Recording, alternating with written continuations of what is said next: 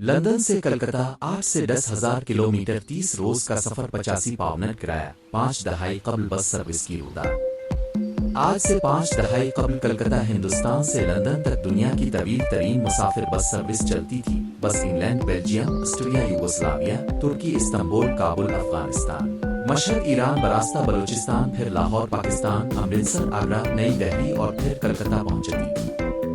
बस के अंदर पढ़ने की सहूलत, नींद के लिए बेड, फैन, ऑपरेटेड हीटर्स और मुकम्मल सामान के साथ किचन मौजूद था। अगर रास्ते में कोई पार्टी बस पर ही करनी होती थी तो म्यूजिक सिस्टम भी फराहम कर दिया जाता था। खरीदारी यानी शॉपिंग की सहूलत तेहरान, सिल्सबर्ग, काबुल, इस्तांबुल और वियना में दी जाती थी। कुछ अरसे बाद ये सर्विस एक हादसे की वजह से बंद हो गई क्योंकि बस नाकाबिल इस्तेमाल हो गई थी। इसी वजह से क्वेटा लुक पास तफ्तान रोड को लंदन रोड कहा जाता है।